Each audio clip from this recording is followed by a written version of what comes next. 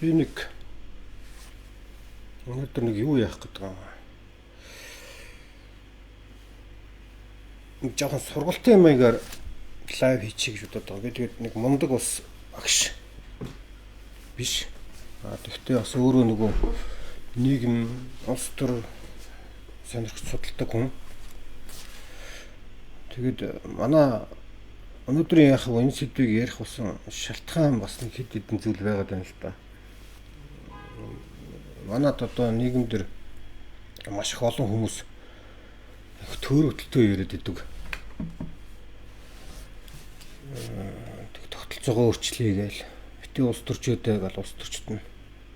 Тэг ер нь яг уу энэ лайв маань амжилттай болоод би цаашаа өргөжлүүлээд улс төрийн холбогдлолтой энэ үжил санаа гэдэг өнөөдөр маш их яригдж байна. Тэгээ өнөөдөр арчилсан намын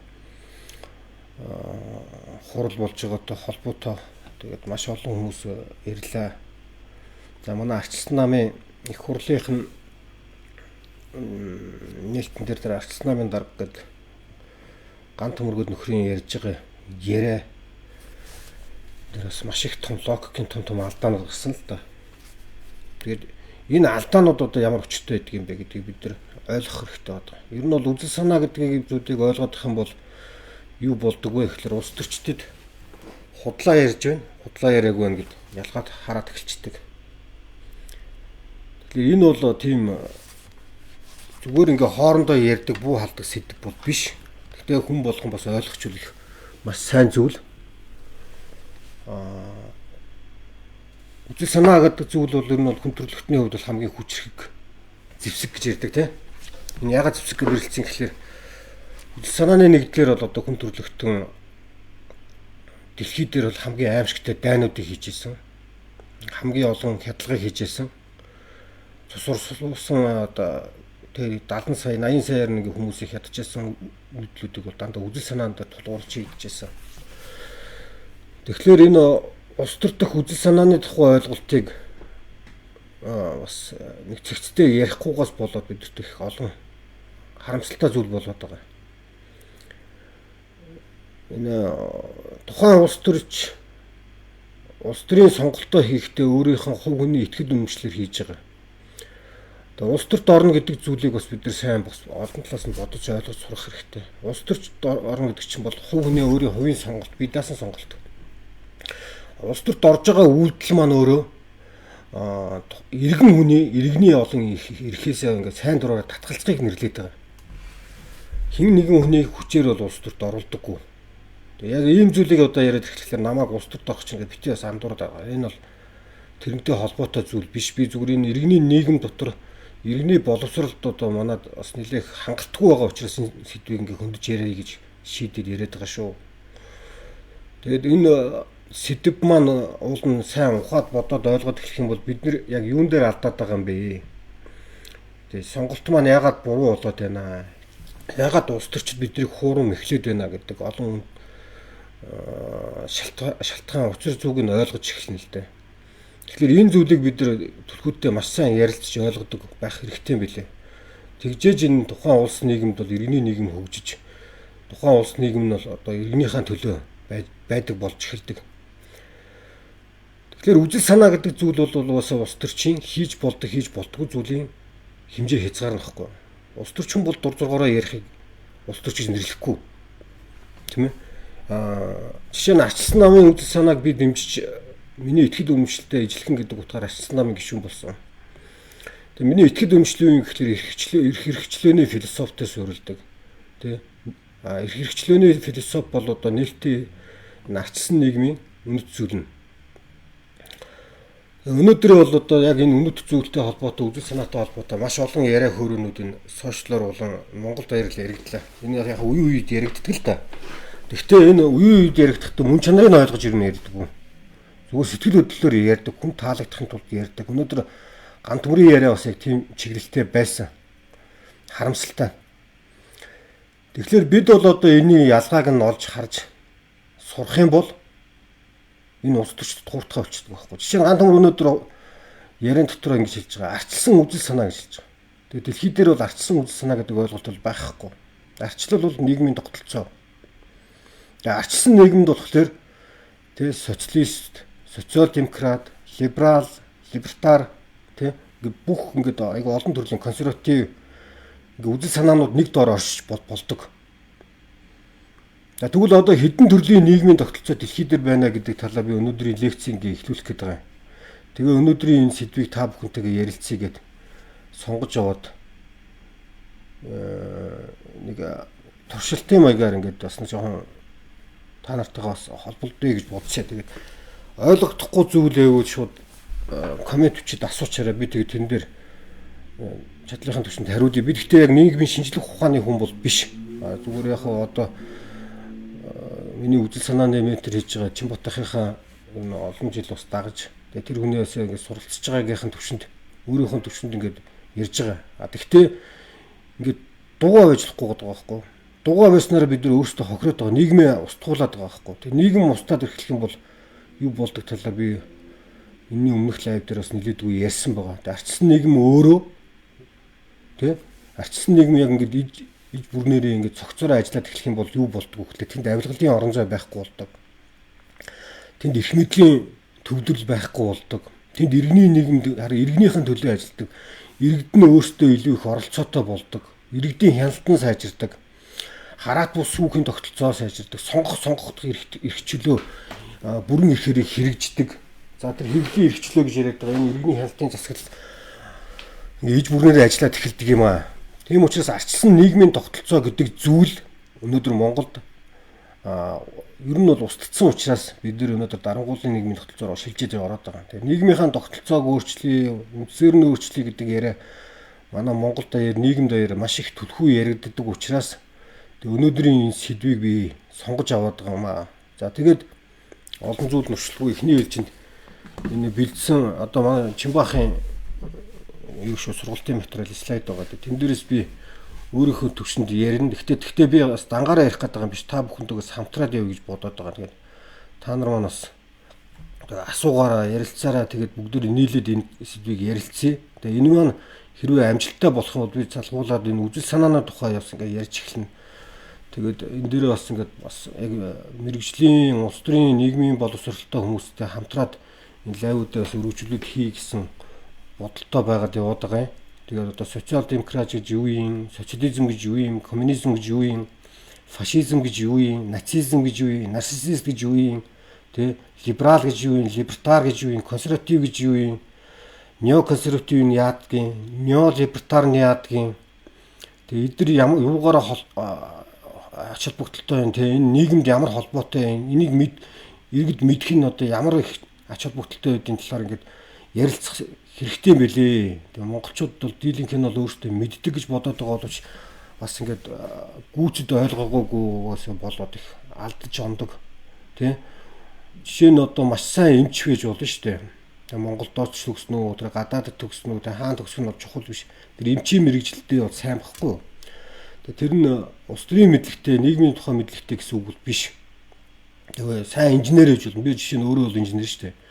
Тэгэд энэ маань бас нийгмийн тухай мэдлэг, улс төрийн мэдлэгийг бол дахиж суралцахаас өөр зайлшгүй байдаг юм байна гэдгийг сүүлд ойлгосон. Сайн хуульч байж болно те. Хаач төгссөн гэж болно. Өнөөдөр Монголд Харвард төгсөөд ороод ирсэн гэдэг зөндөө олон ардын намын хүмүүс байна. Тэгээ хуульчид бид нар дотор нь байж идэг. Тэгээ маш их алдаатай ярьдаг. Социализмыг хооронд нь холдог, тэ социал-демократоо холдог.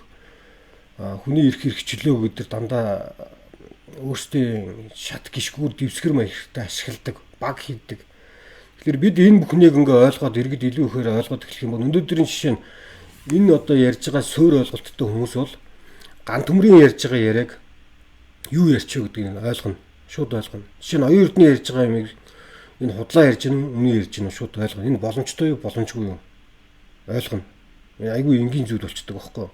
Тэгэхээр академик төвчний бол боловсрол бол хэрэггүй. Гэхдээ суур боловсрол бол хүнд хэрэгтэй. Нийгмийн тухай мэдлэг, улс төрийн тухай мэдлэг. Энэ бол шинжлэх ухаан учраас шинжлэх ухааны төвшөнд бид нар хүлээн зөвшөөрж тэгээд энийг зүгээр нэг хоорондоо буу халдаг сэдв маягаар ингээ яриад их юм бол учир дутагдaltaй болоод идэх юм л та. За тэгээд сэдв рүүгээ оръё. За энэ манай Чимбахын маань нэг товчхон бэлдчихсэн лекц байгаа. За Чимбаах бол товчхон танилцуулахад өөрөө улс төрийн судлалаар тий магистр хамгаалсан хүн шүү дээ. Тэгээд энэ манай эрхчлөө төвгөд энэ эрхчлөөний үзэл санаан дээр нийлсэн бас нэг төрийн бус байгууллага байгаа. Тэгээд бид нар энэ үүрээ ингээд амжиж явдаг. За тэгээд энэ 2024 онд энэ слайдыг бэлдэжсэн байна. Презентацийг тий. За улс төр гэж юу юм бэ гэхээр энэ тухайн нийгэмд ер нь бол одоо нийгмийн оролцоотой бүхэл зүйлүүд чинь бол улс төртэй шууд холбоотой байдаг. Хүн болгон өглөө босч ирээд гэрлээ асаагаал улс төртэй оролцож байдаг. Цайгаа угаал улс төрчтэй, амаа угаагаал улс. Энэ яаж оролцоод байгаа юм бэ гэхээр таны хэрэглээ. Таны энэ асааж байгааг эрчим хүчний хэрэглээ энэ улс төр. Тэр идэж байгаа хоол хүнс чинь улс төр. Нойлд орж байгаа нойлын цаас чинь улс төр, нойлын ус чинь улс төр. Бүх зүйл улс төртэй холбоотой байдаг байхгүй. Тэгэхээр энэ улс төр бол нийгмийн салшгүй хэсэг. Улс төрөөс хол байна гэдэг бол өөрөө улс төрчдөд хулгай хийх, дээрэм хийх боломжийг орон зайг нь олгож идэг тийм зүйл. Тэгээд тухайн нийгмийн тогтолцооноос хамаарч улс төр нь оршдог. Тэгээ ямар нийгмийн тогтолцоо оршиж чинь тийм улс төр нь оршдог. Улс төр нь эзэн бийгүй зүйл бол биш. Эзэн биетэй байх хэрэгтэй. Тэгжээж хариуцлагын асуудлууд яригддаг.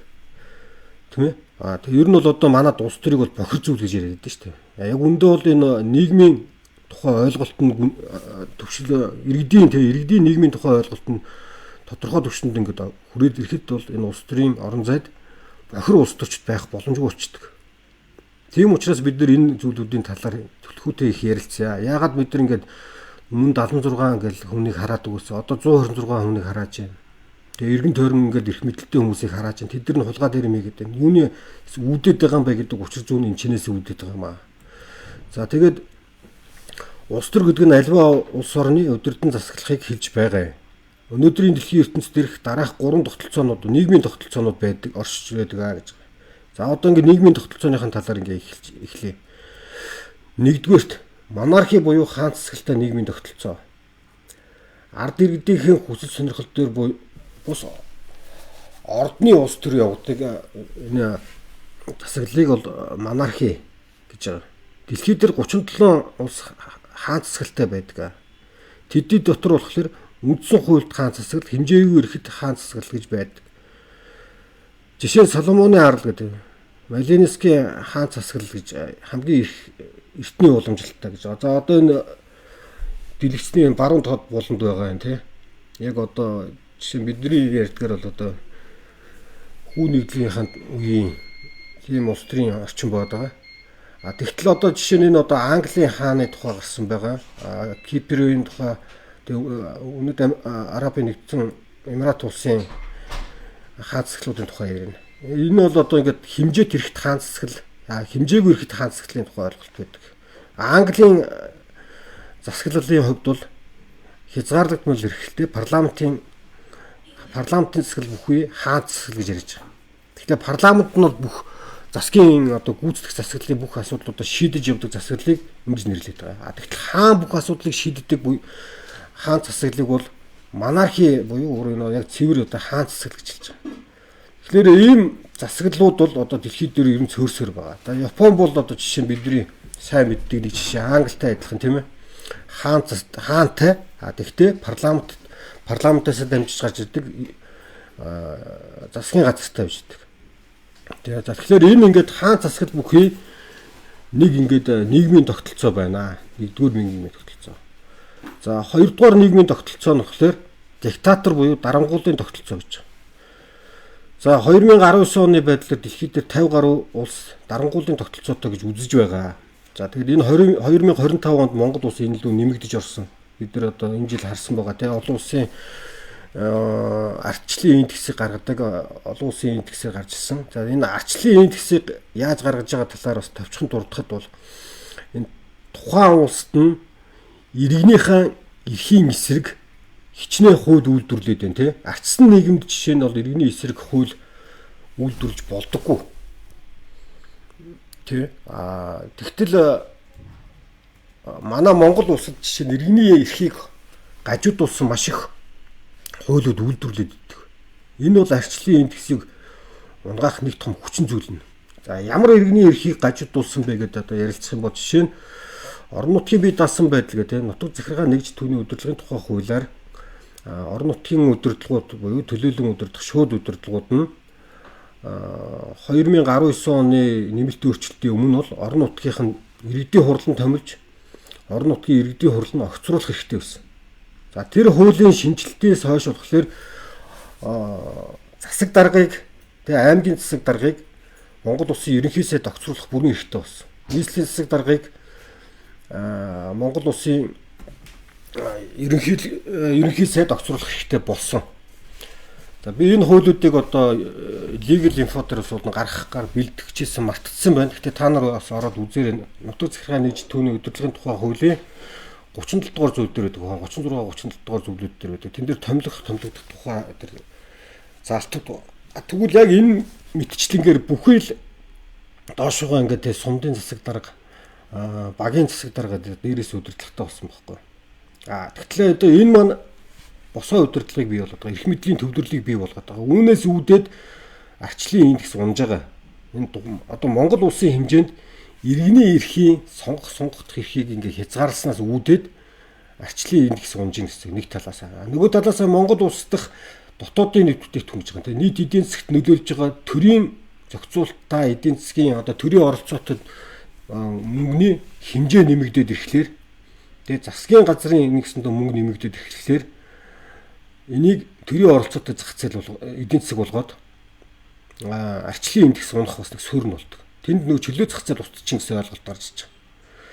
Тэгэхээр энэ манай Монгол улсын ерөнхий сайд одоо улсын хурлын эндэр дээрээс тайлбарлахдаа маш алдаатай яриад байгаа шүү дээ. Тэгээ энэ дэр би одоо товчхон ойлголтын нөхөд тийм байгаа. Тэгэнгүүтээ нөхөр тэгж ярьж байгаа шүү дээ. Олон улсын индексийг одоо бид нар бас гаргадаг энэ нөхдүүдтэй бас ярьж асуудлаа цэгцлэх ёстой мостой гэдэг тийм зүйл биш. Дэлхийн энэ 200 гаруй улс дотор нэг л ижил стандартаар нэг л ижил форматаар тэр индексүүдийг гаргадаг.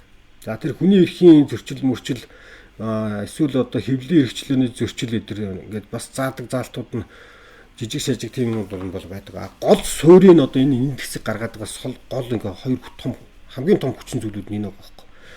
Ер нь бол одоо нийгэмд нь ингээд төрийн эрхийн давмгаалаад төрийн оролцоо нэмэгдэх тусам энэ улс бол дарангуулын нийгэм рүү шилжиж байна гэдэг ерөнхий логик гарч ирж байгаа. За тэгээд энэ орон нутгийн бие даасан байдлын талаар би дахиад нэг бүр их том айтайхан лайв ярилцлага хийхэд бэлдэж байгаа учраас энийг бол ингээд төр тааш нь хаваад орчих. Энэ бол аюул чухал сэдв байна. Монгол улсад өнөөдөр тий энэ даргын эрх мэдэл нэмэгдээд тэгээ маш их худлаа ярьдаг, хулгай хийдэг, авилгалын сүлжээ үүсгдэг энэ улс төрийн орчин бий болоод байгаа аюул том хүчин зүйл нь энэ орон нутгийн бие даасан байдалтай шууд холбоотой байдаг. За тэгээ одоо энэ үндсэн сэдвлүүгөө орё. Тэгээ за дарангуулын тогтолцоо гэдэг. Хоёрдугаар тэгээ нийгмийн тогтолцоонд нэгдүгürt монархи буюу хаант засаглалын тухай хаант засаглал бүхий тогтолцоо ирсэн. Тэгээд хаант засаглал нь болохоор хэмжээгүй эрхт хязгаарлагмж гэдэг дотроо 2 гэж. За тэгвэл одоо энэ залгаад дарангуулын тогтолцоо гэж юу яриад байгаа юм бэ гэхэлэр авторитар тогтолцоо буюу тоталитар тогтолцоо гэдэг дотроо бас 2 багтаж байгаа. За ер нь бол одоо автократ тогтолцоо гэж бас яригдана.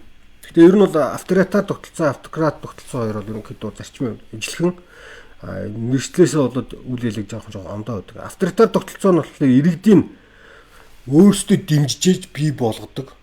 Тэгээ шийдвэр гаргах эрх мэдэлт буй бүлэглүүдийн хооронд явагддаг л энэ. Тэгээ шийдвэр гаргах орон зайг энэ тодорхой түвшний бүлэглүүдийн хэмжээнд авч тавьдаг. Энэ нийгмийн тогтолцоог нэрлэдэг байгаа юм л да. Энэ юу хэлээд байна гэхэлээ жишээ нь өнөөдөр Монгол улсын шийдвэр гаргах эрх мэдэл бол улс төрийн намд байгаа тэрийг дамжсан цөөн хэдэн тооны нөхдүүдийн хооронд одоо эрх мэдэл очиж штэ. Тэ орон нутагт ямар нэгэн эрх мэдэл алга, иргэдэд ямар нэгэн эрх мэдэл алга. За энэ болгоноос үүдэлтэйгээр энд дарангуул үүсэж байгаа. За энэ яагаад ингэж хэлээд байгаа юм гэхлээр иргэд нь өөрсдөө дуртаагаараа сайн дураараа сонголт хийгээд байгаа байхгүй. Одоо Монгол улсад бол бид нар сайн дураараа энэ авторитар тогтолцоо руу авторитар дарангуулын тогтолцоо руу ороод байгаа. Энэ хуульчлагдсан дарангуулын тогтолцоо гэж нэрлэж байгаа шүү дээ. Ийм тогтолцоо дэлхийд дээр тэгвэл өөр ямар кейс хаана байна гэхлээр дэлхийн 2 дугаар дайныг эхлүүлсэн Гитлерийн фашизм. Тэгээ фашист нийгмийг Германы ард хүмүүс сонгосон бохгүй. Гитлер бол одоо төрийн эрхийг авахдаа тухайн одоо иргэдийн сонгуулаар гарч ихдээ бол 40 гаруй хувийн санал авч ирсэн. Тэ нийт иргэдийн хичнээн сонгоогүй ч гэсэн өнөөдөр Монгол Ардын нам одоо 32-3% санал авчаад одоо төрийн эрхийг барьж байгаа шүү дээ. Яг л тэрэн шиг л төрийн эрхийг авсан. Тэгвэл нөхөр бол одоо дарангуулын схемийг ярьж хахад бол Германы ард түмэнд нь алгадчаа баярлалцсан байхгүй, хүчрхэг өдөртөгч хүсэжсэн. За тэгтэл тэр хүн ингээд явсаар агаад зугуухнаар штэ тий хуульчлагдсан дарангуул гэж нэрлэдэг байгаа штэ. Тэгтээ энэ юу гэж хэлээ нэрлэхлээр хуулийн эрх мэдлүүдийг өөртөө татаж гисэн байхгүй. Хууль тогтоох засаглалыг өөртөө авсан. Тий улсын их хурлаа нэгсэнд одоо парламентын засаглалаа гартаа атгасан. Тэр хүснээрээ хуулиа баталдаг болсон байсан Гитлер. Үндсэн хуулиа өөрчилж ирсэн. Тэгээ бусад дагалдах органик хуулиудаа өөрчилж ирсэн. Гитлерийг хүссэн тэр хуулиуд батлагддаг болсон байхгүй. Тэгэхээр энэ үед болохоор тухайн улсад дарангуулал бий болж идэг. Дараа нь тэр хуулиуд хүснээрээ өдөрдөгч бол бүх зүйлийг ингээ өөрийнхөө хүслээр хийдэг. За би одоо энэ дээр ингээд бас Путиний зургийг тавьсан байгаа. Оросын холбооны улс бол өнөөдөр авторитар дарангуулын тогтолцоонд албан ёсоор орцсон. За 2007-8 оноос эхэлсэн юм аа тэднийх. Орон нутгийн бие даасан байдлуудыг устгаж ирсэн. Иргэдийн мэдэх хэрэгүүдийг тэгээ нээлттэй мэдээллийн орон зайг устгаж ирсэн. Иргэдийн хяналтын засаглалыг устгаж ирсэн. Гадаадын хөрөнгө оруулалтыг хомжижсэн. За явсаар хагаад одоо тэгээд сүүлдээ үг хэлэх хэрэгчлөө байхгүй боллоо, хэвлэл нийтлэх хэрэгчлөө байхгүй боллоо, үзэл бодлоо илэрхийлэх хэрэгчлөө байхгүй боллоо. Тэр итгэл одоо Путин хүсэх юм бол үндсэн хуулиа өөрчилдөг. Тэгээд тэнд парламент ямар ч ач холбогдол байхгүй. За Путин хүсэх юм бол тэр юугаа устгах идэг. Тэгээд гадаад бодлогын үзэл номлолоо өөрчилж идэг, цөмийн номлолоо өөрчилж идэг, үндэсний аюулгүй байдлын үзэл бодлоо баримтлалаа өөрчилж идэг. Ингээ хүснээр шийддэг байсан. Путиний нэгсэндээ Путин бол өнөөдрийн Оросын холбооны ус хүн бохгүй. Бүх шийдвэр ганцаар гаргах эрх мэдэлтэй болсон. Путинийг эсэргүүцсэн хүн болгон тэр улс тухайн нийгэмдээ бол шууд дайсан бол. Гитлер яг ижлэх юм байсан. За одоо манай Монголын өнөөдрийн нийгэм бол яг энэний араас ингээ яваад байгаа. Маш хурдтай явж байгаа. Тэ энэ хурдтай явж байгаа зүйлийн араас бид нэр буцаагаад гарч чадахгүй. Ягаа гарч чадахгүй гэж хэлээд байгаа ихлээр одоо манай өмнөд хөрш бүгдэн тогтдод бас коммунист бас дарангуулын засаглалтай. За одоо Оросын холбооны ус бол маш хүчтэй бүр өнөөдрийнхоор бол одоо тий Туркменистан, Иран, Хойд Солонгосыг давсан хэмжээний том дарангуулын структур тий тогтолцоо угсарчлаа шүү дээ. За тэгээд энэ хоёр дахь нь болохоор тоталитар буюу цэргийн тогтолцоо гэж.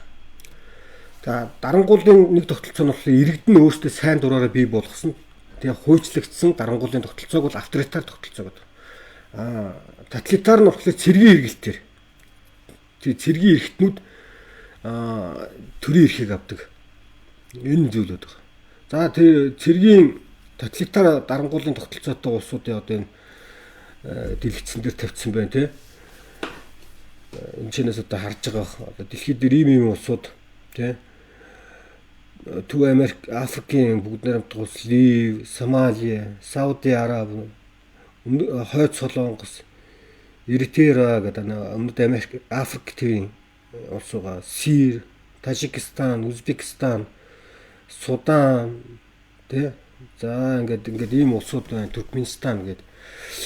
За тэгээд энэ дарангуулын тогтолцоонд нэг шилжчих юм бол тухайн нийгэмд бол өөр үзэл бодол, өөр сонголт, өөр одоо тийм ямар нэгэн их мэдлийн шийдвэрүүд өсөө байхгүй бол тоо. За Туркменистаны дарангуул, Хойд Солонгосын дарангуул хоорондоо маш их ялгаатай бас. Зарим зүйлүүд маш их адилхан байдаг. Тэнд одоо жишээ алтан бурхнууд маш их хэмжээр хийж идэг. Тэгээд даргын хүссэн болгон тэнд бол хууль, тий, эмэгтэй хүн тэдэн цагаас хойшоо гарч болохгүй, эмэгтэй хүн тийм одоо сургууль сурж болохгүй, ихтэй сургууль сурж их боломжгүй. Тийм ажил хийж болно, ийм ажил хийж болохгүй гэл ингээд эхэлнэ. Тэг хүмүүс нь бол одоо тэнд тухайн нийгмийнхаа хэрэгсэл болоод эхэлж байгаа байхгүй. Тэг хүн эрхчлөө гэдэг ойлголт байхгүй болохоор тэр хүмүүс тухайн нийгэмдээ хэрэгсэл болоод ирэхийг энэ дарангуулын тогтолцоонд аль алинд нь харж болно. Авторитар тогтолцооч тийшээ очно, тоталитар тогтолцооч тийшээ очдог. Тэгээ одоо бол бид нар хөөцлөгдсөн дарангуулын систем рүү ороод байгаа. Энийг бол гадаад талаас бол одоо маш олон улсын индексүүд хилээд байгаа. Дотоод талаас бол Монгол улсын өнөөгийн нөхцөл байдлууд, хууль эрх зүйн орчин, иргэний үг үзэл бодлоо илэрхийлэх ингээд олон зүйлүүд нь хязгаарлагдаад ирээд байгаа байхгүй. За тэгээд хамгийн эцэст нь бол арчилсан тогтолцоо гэж байгаа байхгүй. Эрх хэрэгчлөө арчилсан тогтолцоо гэж. Нээлттэй нийгэм тэ энэ арчилсан тогтолцоо гэдэг чинь иргэний төлөө нээлттэй нийгмийн тухай л үг байхгүй. Одоо арчлал гэдэг үгийг анханасаа Монголд бол одоо нэг жоохон орчуулгын алдаатай л орчсон байлээ л дээ. Ер нь бол яг утгачлаад ойлгох юм бол энэ бол хамгийн энгийнээр бол демокраси гэдэг үгийг бол арчлал гэж орчуулсан болов. Демократ гэдэг үгний цаад утга санаа нь болохоор нээлттэй нийгэм, энэ нь гэхдээ иргэний төлөө зориулагдсан нийгэм байхгүй. Иргэндээ зориулсан нийгэм байхгүй. Түүнээс дарга зориулаагүй. Энэ иргэд нь болохоор нийтлэг эрх ашигыг яаж нийлж байгаад шийдэх вэ гэдэг зүйлийг шийдэхин тулд энэ одоо энэ арчилсан тогтолцоо гэдэг зүйл оршиж байгаа. Тэгэхээр ер нь дэлхийд бол яг ийм гурван төрлийн нийгмийн тогтолцоо байна. Тэгээ дотор нь бол жоохон ингээ ялгаатай зүйлүүд байна. За тэгээ сая дарангуулын тогтолцоонд тэгээ авторитарч уу, тоталитарч уу энэ хоёр дээр одоо аль алинд нь яг ингээд удирдахч бүлэглэлийн юм уу, удирдахч эзний хүслээр бүгд амьдарч бүгд оршдог бол арчилсан нийгэм дотор төрөл бүрийн одоо үзэл санаа сонголттой тийм хүмүүс бол нийтлэг биш эрх ашигтай хүмүүс ингэ зэрэгцэн орш болдог. Тэглээгээд нэгнийхээ эрхчлөөнд халтна гэсэн үг биш. Тэгэхээр энэ арчилсан нийгэм бол одоохондоо хүн төрлөختөнд байгаа хамгийн сайн засаглал нөхгүй. За энэ дэлгэцэн дээр одоо ингэ харж байгаа бах тий. Энэ Монгол улс бол одоо ингэ ногоон ингэ харагдаж байгаа. Гэхдээ энэ 2022 онд юм байсан. 2025 оны газрын зурган дээр бол энэ одоо өөрчлөгдсөн байгаа. Бид нар бол одоо дарангуулын тогтолцоо руу шилжээд орцсон. 22 онд одоо бид нар бол бас эрхчлөөний улс гэдэг дээр байсан. Одоо харамсалтай нь бол дарангуулын улс руу орсон байгаа. За тэгээд нэг юм байдаг байна. Тэгэхээр ийм олон төрлийн бол нийгмийн тогтолцоо байхгүй гэдгийг би одоо эндээс хэлхийг хүсэж байгаа байхгүй. Дэлхийд дээр тийм олон төрлийн нийгмийн тогтолцоо байхгүй гэдэг. За иргэний эрхийн тухай ойлголт нь хүчирхийлэл эрх мэдлээс хамгаалах буюу засгийн газрын дарангуулаас хамгаалахад байдгаа гэж байгаа. Яагаад засгийн газрын дарангуулаас хамгаалахад гэж байгаа юм бэ гэхлээр ер нь бол дарангууллыг эрх мэдлэлтнүүд л хийдэг. Засгийн газар л хийдэг. Тэгэхээр тэрний эсрэг байх зүйлийг бол иргэний эрхийн тухай ойлголт гэж хэлж байгаа. За тиймээс арчилсан тогтолцоотой улс орнуудад хувь хүний эрх хэрэгчлөө, хувийн өмч чөлөөт эдийн засаг, чөлөөт өрсөлдөөнийг хязгаарсан хуулиудыг гаргаж болдоггүй юм аа. Арчилсан тогтолцоотой нээлттэй нийгэмд засгийн газар нь улс төрийн аливаа нэгэн шийдвэр гаргахдаа доорх гурван зүйлийг хатлуу баримталдаг үүнд засгийн газар бизнес хийж болохгүй. За Монгол улсын засгийн газар одоо ямар их бизнес хийж байгаа вэ те? Тэгэхээр юм болохгүй зүйл хийгээд байгаа. За чөлөөт өрсөлдөөнийг хязгаарлаж болдоггүй. Одоо маш их чөлөөт өрсөлдөөнийг хязгаарлаж байгаа. Энэ гадаадын ч вэ, дотоодын хөрөнгөлч байхгүй. Ер нь бол ямар нэгэн байдлаар хөрөнгө оруулагчдыг хязгаарласан бодлогод маш их хийж байгаа. Маш олон хуулиуд энэ эдийн засгийн эрхчлөө, бизнесийн эрхчлөөний эсрэг утсан бохгүй. За хоёрт нь болохоор орон нутгийн бие даасан байдал халдсан, нутгийн өөрөө удирдах ёсыг устгасан шийдвэрийг гаргаж болдгоо гэж байна. Тэгтэл одоо Монгол улсад бол орон нутгийн бие даасан байдал болон нутгийн өөрөө удирдах ёс гэдэг зүйл огт байхгүй болсон байхгүй. 1990 оноос өмнөдөө яг ижилхэн болсон байгаа. Яг одоогийн байдлаар бүхнийг Улаанбаатар мэддэг. Улаанбаатарт байгаа эзэн юу хүснэ яг тэрний дагуу амьдардаг. Тийм л одоо нийгэм рүү бид нар орцсон. Иргэн хүн за гуравт нь иргэн хүн хэрхэн яаж амьдрах таны сонголт байхаас биш хэн нэгэн алдан тушаалтны хүс сонирхлоор байж болдоггүй гэж. Иргэдэд боломжийг л олгох тухай ойлголт байхгүй юу? Иргэдэд боломжийг нь олгосон одоо хэд хэдэн кейсүүдийг энэ эдийн засгаар ингэж яриад тайлбарлах нь бол их сонирхолтой юм харагддаг. Би дараагийн лайв дээр тэр эхний тухай нэг ярина. Замдаа хүүгийн инх болтын тухай ярина. Замдаа хүүгийн инх болд яг одоо энэ чөлөөт эдийн засгийг боомлсон нэг сонин шийдвэр дээр их сэтгэл хангалуун лайв хийгээд юм дараалан. Тэгээд энэ ямар хорлонтой юм хийсэн тухай би бас яг энэ зориулж тусад нь нэг тийм лайв хийн. Тэгэхээр энэ лайв маань энэ удаагийн лайв маань тэр лайвтай бас холбоотой. Тэгээ холбогдно. Тэгэхээр бид нар ингээд нийгмийн тухай ойлголтоо, улс төрийн тухай ойлголтуудаа нэмэгдүүлээд эхлэх юм бол энэ улс төрчдөд хуурдах гэдэг асуудлууд нь ингээд хомигдоо явчихдаг. За тэгээд ерөнхийдөө бол товчхондоо нэг ярихад нэг юм байна.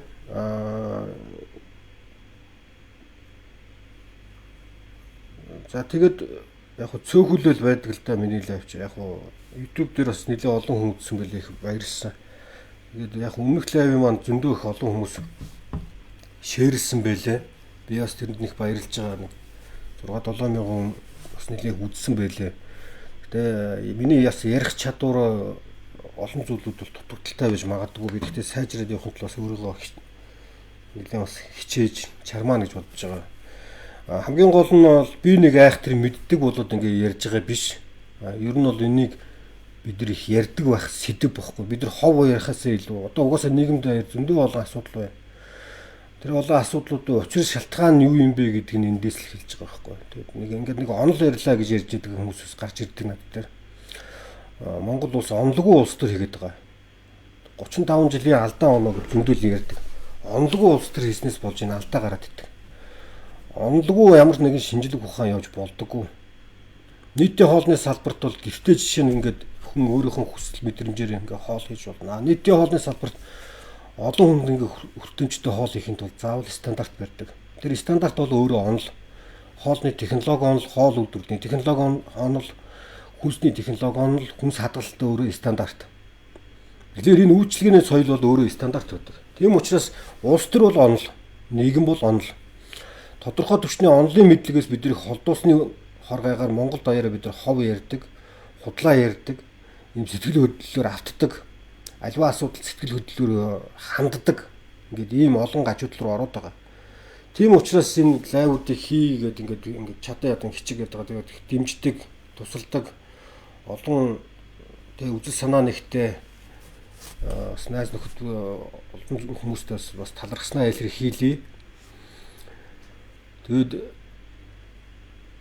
цаашаа ингээд өөр ингээд олон хүмүүс ингээд сонирхоод биднээс энэ тухай ингээд олуулаа болоод ингээд ярилцахын төлөө би бас ингээд нэлээд их олон зүйл хийж болно. Одоо өнөөдөр миний ингээд хийж байгаа лайв маань бас юунууд их тоног төхөөрөмжүүд маань их сайжирсан байгаа. Одоо Discord дээр би жишээ нь хэдэн зуун хүн нэг зуур холбогдож байгаад тэгээ Clubhouse дээр холбогдож байгаад энэ лайвуудыг бүгднгийн зэрэг ингээд холбоод лайв хэлбэрээр хийх чадвар боломжтой болсон. Тэгээд их олон хүмүүс ингээд нийлээд энэ халуун ярилцлага болгоод ярилцъя гэж бодож байгаа. Тэгээд өнөөдрийн бусан арчилсан намын үндэсний бодлогын хороогоор яригдж байгаа зүйл сая их хурлаар болсон зүйлүүдэд бол маш их харамсжээ. Арчилсан нам үзэл санаанаас ухарлаа. Арчилсан намаад Монгол улсад үзэл санааныхаа эсрэг зүйл хийлээ. Үзэл санаанаас ухарснаас үүдэж Монгол улсад одоо дарангуул руу орох дараагийн нэг том шат руу ахилаа. Нэгэнт дарангуул руу орчих юм бол бид дараагийн 70 жилийн дарангуулд амьдрнаа. Магадгүй тэр нь хэдэн жил үргэлжлэхэд би мэдэхгүй. Ер нь яагаад дарангуул руу ороод байгаа юм бэ гэдэг хэлбэрээр сайд хэлсэн шүү дээ. Маш олон зүйлүүдээр батлагдаад байна. Гадаадын болон дотоодын их олон зүйлүүдээр батлагдаад байгаа зүйл. Зүгээр ингээд сайн санаагаараа ингээд зохиогоод яриад байгаа зүйл биш. Би бол сүүлийн 2-3 жил маш идэвхтэй энэ Facebook-ыг ашиглаж байгаа л да. Twitter-ийг шигсэн ашигладаг. За Clubhouse дээр бол тасралтгүй ингээд бас ингээд зөндөө олон найз нөхдөдтэй уулзсан бас. Тэг үзэл санааны найз нөхдөдтэй уулзсан ингээд байнгын улс төр ингээд ярьдаг. Бидний ингээд ярьжсэн маш олон таамаглалууд, олон тооцооллууд өнөөдөр ингээд биелээ болцсон явж байгаа. Жишээ нь өнөөдөр бид нар долларын ингээд хурдтай өснө гэдгийг тооцоод ярьжсэн. Өнөөдөр эдийн засгаар болж байгаа энэ олон хүчин зүйлүүдийг бид нар ярьжсэн. Дараагийн хийх гэж байгаа лайв дээр бас энэ зүйл маань холбогдно. Жишээ нь би одоо эндээс нэг товчхон лайваа төрүүлээд за хаана орчлоо. Жандахуугийн инх болд юу яриад би одоо тэрийг нь ярих гээд байгаа юм бэ гэдгийг товчхон яриад тах юм. Хаач чинь За энэ ингэсэн байгаа. 5 толгойг Монголдо авч үлдсэн 10 жилийн ой минь төргийа гэж байгаа. За зэний чинь юу л дэлгэцэн дээр яаж бэлдээ. Дэлгэцэн дээр тавьчих юм байна. За би туршилт хийж байгаа учраас уучлаарай одоохон гэс тавьчих заяа. Энэ 5 толгойдоор бол төрийн их мэдл ингээд давмгааснаас болоод бид ямар том хохирол авчваа. Төр гээчийн ард байгаа саяны одоо дарангуулыг угсарч яваа энэ нөхдүүд юу хийгээд идэг талаар ярих юм. Тэгээ энэ маш том кейс болно. За би өнөөдөр ингээд товчхон нэг хальт яриад тэг өнөөдрийн лайв өндөрлүүлээ тий. За энэ сэдвийг ярихтай холбогдуулаад бас нэг цөөхөө та хэд маань бас нэг чад боломжтой бол юу яагаадгүй ч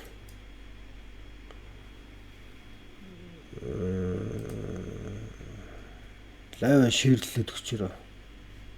Яг манай хэд ч бас сайн ширлд юм аа гэдэг. Хилүүлэлтгүй байх.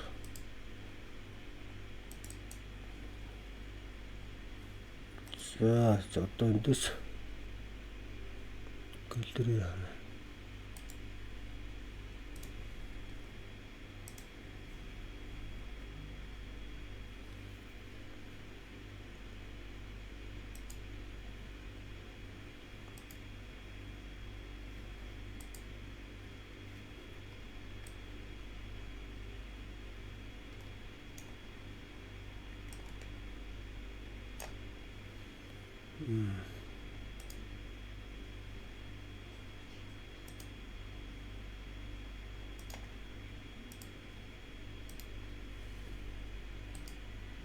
За энийг дэлгэцэн дээр тааруулаад. За одоо ингээ харагдаж байгаа бох тий. Тэгээ ийм зүйл нөхөр ингээд жиргсэн байгаа. Энэ бол айгүй том заллин. Энэ айгүй хуурам ихэлт явж байгаа.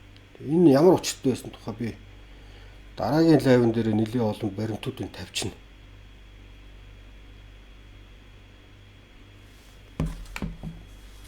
Энэ одоо жишээ нь ингэсэн байгаа шүү дээ нөхөр. 5 толгойг Монголдо авч үлдсэний 10 жилийн баярын минь төргий яагаад. Өнөөдрөөс яг 10 жилийн өмнө 2015 оны 4-р сарын 6-нд улсын хурлын 40 гишүүн тэмцлийн үр дүнд 5 толгойг орд Монголдо үлдсэ гэж байгаа. За тэгэнгүүт 127 энэ хугацаанд нь шүү дээ. Энэ сая өнгөрсөн хугацаанд 127.5 сая тонн үүс олборлсон экспортлсон байна гэж. За тэгэнгүүт 25.3 их найд тий төлбөрийн төгрөгийн борлуулалт хийсэн байна гэж байна. За энэ бол нэлээд алдаатай бас тоо байх шиг байна. Тэгэнгүүт 6 их найд төгрөгийг татвар төлсөн байна гэж. За тэгэнгүүт 20,000 шууд бус хүмүүс ажлын байртай болсон гэж. За 1072 хувьцаатай Монгол улсын иргэд 1.2 их найдын ногдол ашигыг тогтмол олгосон гэсэн. За тогтмол олгосон яаж олгосны тухай бол одоо хүн болгон мэдж байгаа.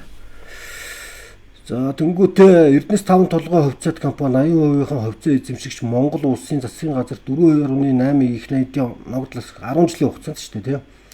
Цаашид Монголын ард түмэн ногдол ашиг тогтмол хүртнэ гэж. Тэгэхээр би энэ сэдвийг дараа нэлээд сайн задлж ярина. За одоо бол товчхон энийг ингээ ярих болсон шалтгаанаа хэлэхэд жишээ нь одоо 10 жилийн өмнө одоо тэр нөгөө Мэд сайхны инх сайхны өргөн барьж ирсэн Шинхua Чалко биш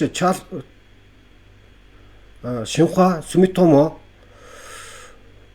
энержи ресурсын хамтарсан төсөл энэ зогсоосон тухайгаа ярьж байгаа.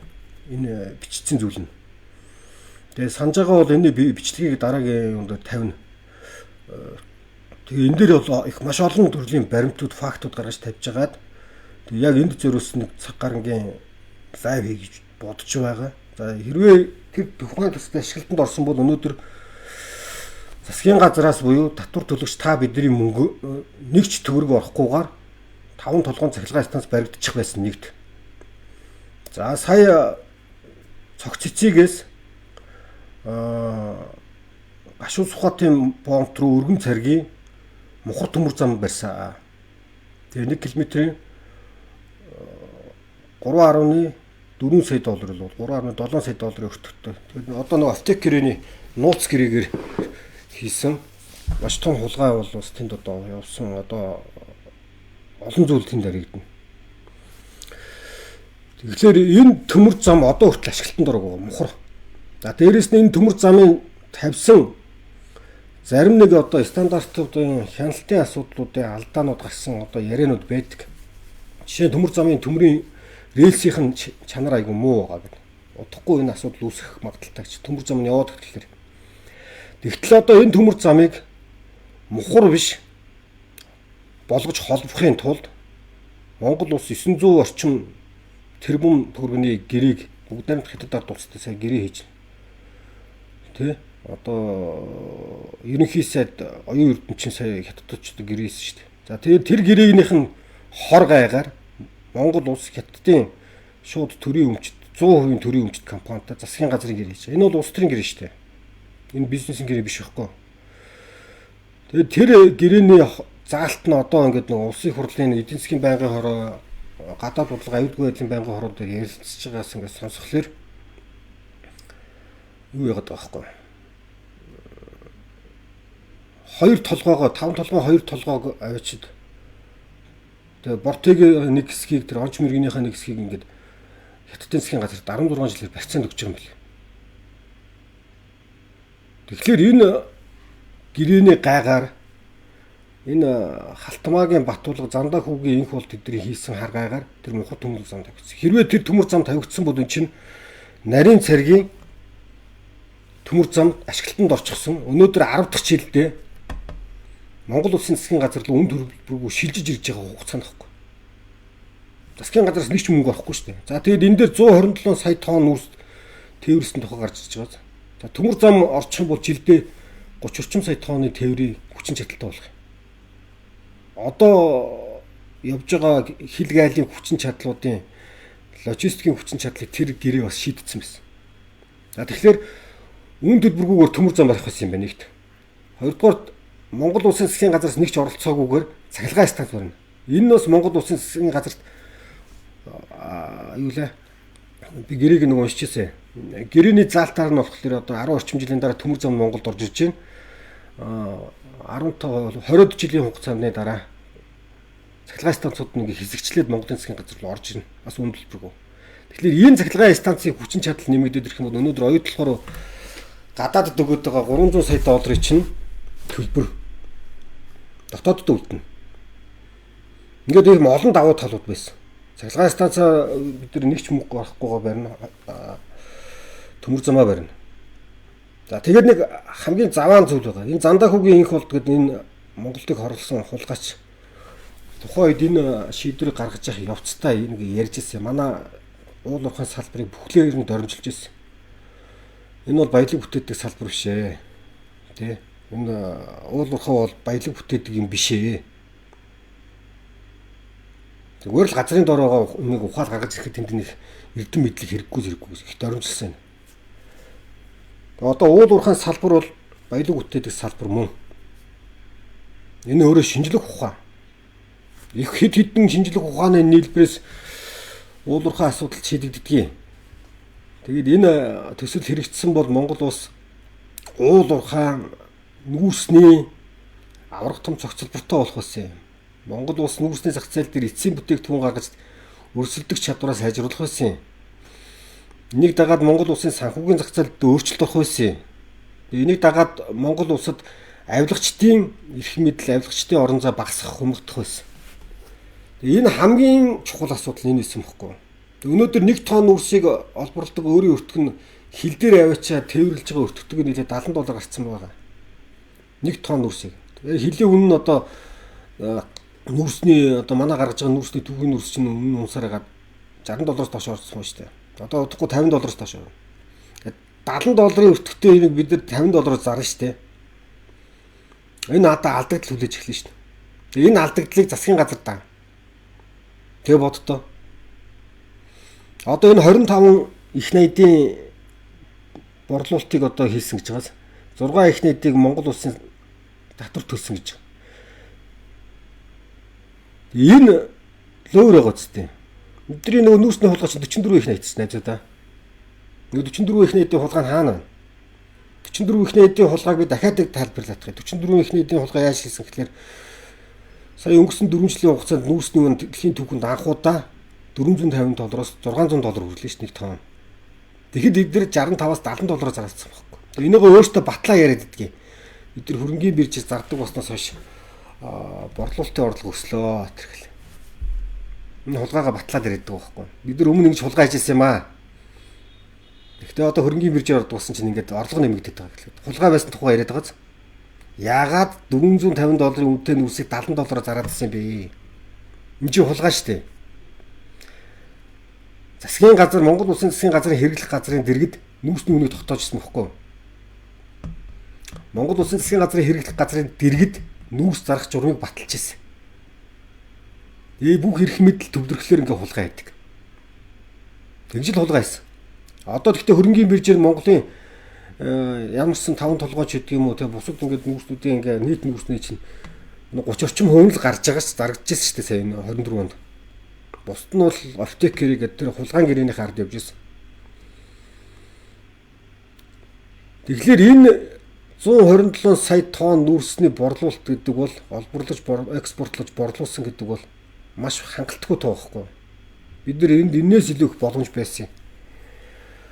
Тэгтэл энэ 10 жилийн өмнө 1 тонн нүүрсийг олборлох өртөх нь $11 байлаа шүү дээ. Тэгээ тээвэр нь өөртөө хувийн компаниуд нь өөртөө идэгсэн байхгүй. Тухайн үед. Тэгээ боддоо. Эрдэнэс 5 толгой гэдэг чи одоо том толгой шүү дээ. Баруун зүүн цанх. Одоо араас нь ингээ бортыг орж ийн. Одохгүй ингээд онч мэрэгэн одоо орох юм байна. Ингээд явах юм байна. Тэгтэл жижиг 5 толгойг төрийн өмч болгосон. Дээрэмдж авсан. Жижиг 5 толгойн тээврийг ер нь бол засаглал нь болохоор нээлттэй компани засаглал хэлбэр маягтай явж исэн. Тэгтээ яг тийм төгсөл хэлбэрт орч чадаагүй л дээ. Гэхдээ нөгөөдөлийнхэн дэргэд бол ядаж тээврийн хямдхан байдаг гэсэн. Төрийн өмчт компани тээвэр өмтэй хувийн компани хямдхан л байсан. Тэгээ хувийн компани бол хэмнэлт хийдэг. Төрийн компани бол хэмнэлт хэрэггүй. Хэмнэх юм бол нөгөө дарагт нь ашиггүй. Даргыг томилсон дарагт ашиггүй. Тэгж хулгай бий болдог. Ингэж хулгай сэлжээ үүсдэг. Нэгэн тулгаатай оролцсон бол эндээс хурх зам байдаг.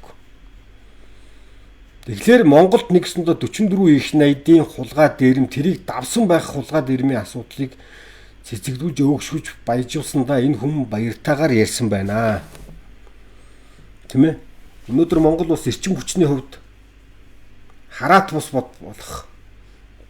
За тээвэр логистикийн хувьд хараат бус болох маш том үүд гарцыг нээх гэрээг энэ хүн гацаасандаа өнөөдөр аз жаргалтай явдаг юм байна. Одоо Улаанбаатар төмөр зам дээр нэг жишээ аваад хэлчихье. Тэгээд яриагаад дуусгая. Айгу урт яриа болоод байгаа минийх. Улаанбаатар төмөр зам Монгол Оросын хамтарсан хувь нээлтсэн 50-50 хувь нээлтсэн компани шүү дээ. Төрийн өмчт компани. Нийгэмлэг гэдэг хамтарсан нийгэмлэг гэж явдаг. Тэгтэл энэ нийгэмлэг 2017 онд Халтмаагийн Батбулга гэдэг хүн Монгол улсын ерөнхийлөгч болсны дараа тухайд одоо зам тээврийн орлогч сайд нь нөгөө хар цогоо гэдэг тий ямар цогооч лээ. Тэр нөхөр дид сайд нь байсан.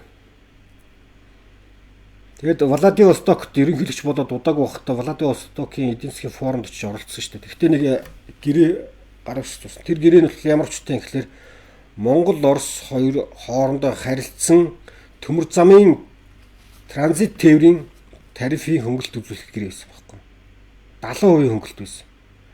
Тэгээ одоо санаж байгаа бол Монголын нүүрснүүд чинь Сэлэнгээр гараад хойд Забайкалын тий Алс дорндын төмөр замаар ингээл хөндлөнгуулд нэгт тавьчих яваал Владивостокт очивол тэгэл ерөөсө Владивостокыг овоолол тэгэл Япон солонгос эдгчий зүр нүүсээр хахтал нөх юм ирсэн.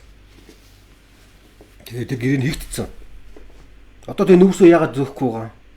Биднээс л нэг 3 дахь зах зээл магцэл зөвхөн бүр тасарсан ашиг болно гэсэн. Ягаад тэгэд ашиг олохгүй байгаа. Сая өнгөрсөн 4 жилд нүүрсний үнэс гайхамшигтай өндөр байлаа шүү дээ. Ягаад тэгээд зараагүй юм? Тэгтэл энэ гэрээний хор гайгаар юу болсон гэхээр Монгол улсад Монгол хүн, Монголын аж ахуй нөөцчүүд дотоодын төмөр замын тээврд богоон олдох байсан.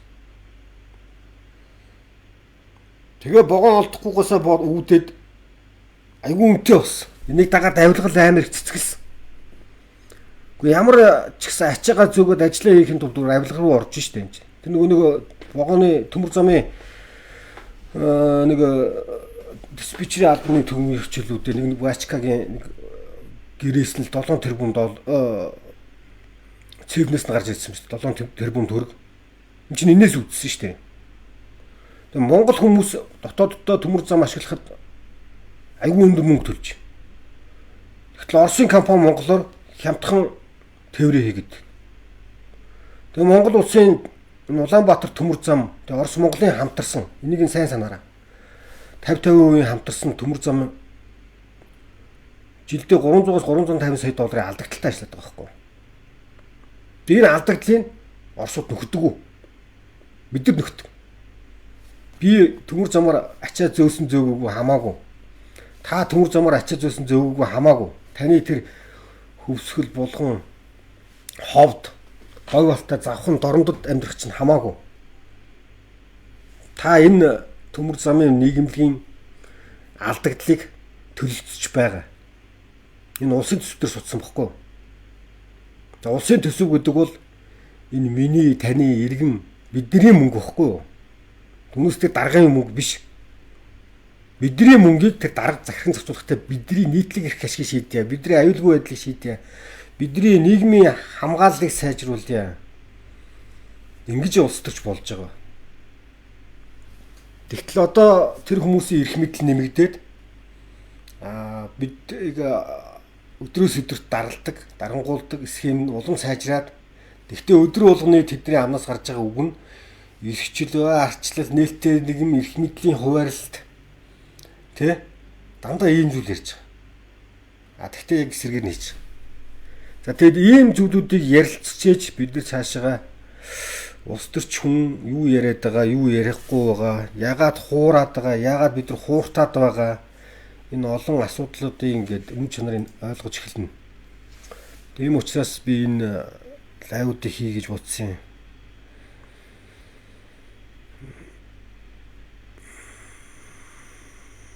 За ганц нэг дэмжиж байна гэнэ. Лайвуудын комментүүдээс цөөхөн хэдэн комментүүд уншиж байна. Хоцорлоо амьдагийн давнаас баярлаа. Дэмжиж байна баярлаа. Зөө мэдсэн сурснаа хуваалцах байгаа баярлаа гэж байна. За асуудал үнэхээр их байна шүү. Мэргэжлийн хяналт байхгүй. Тэ өвчлөл их байна гинэ. За орой минь дах. За баярлаа. За ер нь яг ингээд цаашдаа ингээд яг цөөхөн үнэтэл эхэлж байгаа. Би тэгээд Facebook дээр нэг урамтай байгаа зүйл бол анх би ч нөгөө энэ миний Facebook ч нь бол яг өөртөө зориулсан, хувийнхаа орон зай зориулсан, ах トゥ найз нөхөд хамаатан садан ойр дотныхонтой зориулсан 200 орчим л найзтай байсан шүү дээ. Одоо бол миний Facebook-ыг би найз нөхдөдөөсөө илүү, гэр бүлээсээ илүү нийгэмд хандуулъя гэдэг бодлоор нийгмийн одоо олон асуудлыг хүмүүстэй санал солилцъя гэдэг байдлаар ингээ нээлттэй Facebook болгосон. Өмнө хаалттай байсан. Одоо 100000 найзтай болсон байлээ. Айгу их баяртайгаа 2 жил гарсан хугацаанд. Тэгэхээр өнөөдөр цөөхөн хүн үзэж байгаа боловч маргааш олон хүн ойлгох байх гэж би найдаж байгаа. Тэгээд тэнд хүмүүсийн сонирхол өөр юм дээр төвлөрж магадгүй. Гэхдээ улс төрийг бид нар ярьдаг байж улс төрөөс цэвэрлэнэ. Худалч улс төрчдөөс холдноо. Хулгайч улс төрийг хязгаарлаа.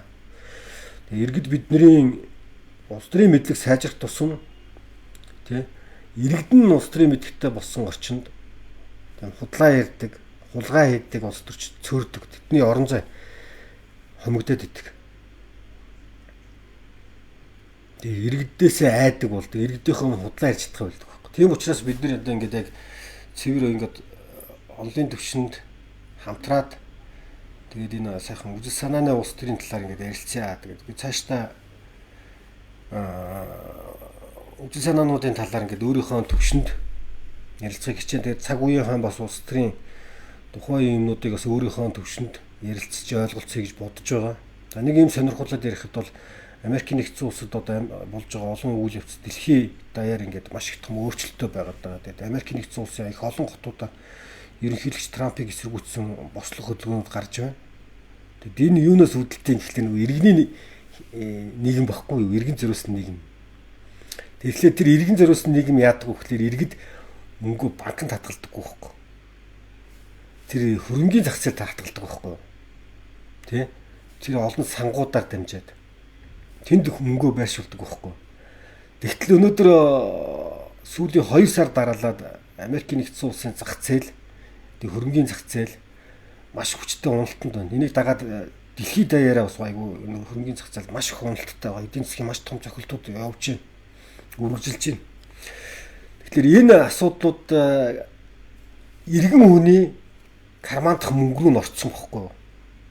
Хэрвээ 1072 хувьцаа амилдсан байсан бол бид нар тэрний хувьцааг жинкнээсээ яг эзэмшижсэн бол өнөөдөр бидрээс асуухгүйгээр Эрдэнэс 5 толгойн шийдвэрийг гаргаад тэнд мухар төмөр зам тавих юм бол бид нар гараал зогсно. Энэ амь ороогүй учраас гарахгүй байгаа байхгүй. Энэ нөгөө иргэний оролцоог хязгаарлаад байгаа учраас хүмүүс ойлгож өгөхгүй байгаа байхгүй. Тэгэхээр энэ нөгөө нийгмийн тогтолцооны аягүй том ялгаатай зүйл нь шүү. Тэр хамаагүй яг бид Трампын хийж байгаа үйлдэл зөв буруу гэдэг талаар олон зүйл ярьж болно л доо. Тэр талаараас олон зүйлийг ярилцаж бас болно та нартайгаа. Мэдээж бас ингээд YouTube дээр их олон хүмүүс янз янзын юмнууд тэгээ Bloomberg-ээр Тэнгэр телевиз, Eagle-ийн телевизүүд дээр ингээд янз янзын ингээд юм ярьж авж байгаа. Тэгээ хүн болгон бас ингээд олон улсын мэдээллийг хүлээж авч байгаа. Янз янзаар ингээд мэдээллийг авдаг болцсон. Би бол яг энийг тэр хүмүүсээс ялгаатай нийгэмд нөлөөлөх талаас нь би илүү их та нартай ярилцах хүсэж байгаа. Яг эдийн засгийн талаас би ярилцж болно. Би бол өөрөө гэхдээ эдийн засгч биш. Анх бол би зөвхөн гадаад эдийн засгийг өөрөө хоббигоор судалж сонирхсоор байгаад одоо бол нэлээдгүй бас ингэ ярилцах сонирхолтой болцсон байдаг. Тэгээ тийм болохоор тэрийг бас эдийн засгийн талаас нь ярьж болно. Яг нийгэм талаас нь бас их ярих нь айгүй сонирхолтой. Тэгээ яг нийгэмд нь ямар очдог. Яагаад тэр олон хотуудад том хотуудад хэдэн сая хүмүүс зэрэг гудамжинд гараад ирчихвээ. Солонгостоос ягаад тэр олон мянган хүмүүс яг зэрэг ингээд тэр ерөнхийлөгчийн эсрэг ууггүй зогссоор байгаа сая үндсэн хуулийн цэцгийн шийдвэрээ гаргуулад аль биесээр Солонгосын парламент ерөнхийлөгчөө огцруулж байна. Тэгээ одоо дахиад ерөнхийлөгч нь огцорцсон хойно нөгөө жагсаал зогсохгүй байгаа байхгүй юу? Тэгээ ягаад тэр хүмүүс үргэлжлээд байна гэхэлэр за энэ хүн бол нийгэмд маш хортой аюултай тий нийгмийн одоо үндэсний хэмжээний аюулгүй байдгийн эсрэг маш ноцтой зүйл хийсэн учраас одоо энэ хүнд хуулийн хариуцлага хүлээлгэх гэж зогсоод тэмцээд байгаа байхгүй. Тэр бол одоо амжилтанд хүрэх байх Солонгосод бол угаасаа хүрдэг. Гэхдээ яг энийг бол нийгэмд яаж юм болсон талаар нь одоо хэвлэлээс ярилцж болно. Солонгосын кейсийг тусдаа ярьж болно. Би Английн кейсийг их ярих дуртай. Америкийн кейсүүд дээр ярилцж болно. Тэгэхээр ингээд сонирхолтой шүү. Тэгээд ерөө та нар маань сайхан шеэр хийгээд олон хүмүүс түгээгээд нөх юм бол тэгээд хэдүүлээ ярилцдаг болж байгаа. Тэгээд лайваад ингээд удахгүй би бас хүмүүстэй ингээд хамтарч хийдэг болоод оролцоогоо жоохон нэмэгдүүлээд ирэх юм бол бүр Discord дээр хэдэн зуун хүмүүсийг цуглуулдаг болохын төлөө би бас хичээе гэж бодоод байгаа. Тэгэхээр энэ улс төрийг ингээд бид нэр ингээд одоо дараагийн 4 жилдээ ямарс ингээд маш их хэмжээгээр онлайн төвчөнд ярилцахын төлөө хичээе. Тэгээд тэнд та оролцоороо би ингээд хичээ бүгдээ нийлээ. Онлайн улс төр яриад эхлэх юм бол бидний иргэн тойронд худлаа ярьдаг ондгүй улс төрчид орон зайгүй болно. Тэр үед Монголын улс төр цэвэршин, хүсэн хүсээгүй цэвэршин. Ямар сонголт үлдэхгүй. Тийм болохоор бүгдээрээ нийлээ хамтрая гэж уриалж байгаа шүү. Тэгээд өнөөдрийнхээ лайв өндөрлөе. Би ингээд товчхон ярьж чадахгүй байгаа уучлаарай. Энэ өөрөө сэдвүүд маань их өргөн хүрээнд явагддаг учраас ингээд товчхон ярьж чадахгүй байгаа. Тэгээд ямар ч ингэ үзэж байгаа, тэгээд шеэрлж байгаа, дэмжиж байгаа, хамтарж байгаа бүх хүмүүстээ баярлалаа. Тэгээд та бүхэнд бас эрүүл их сайн сайхныг хүсье. Санал сэтгэсэн сайн үйл бүхэн саадгүй сайхан бүтэж явах болтугай гэдэг эрүүл өтгшүүлээ. Тэгээ баяр таа.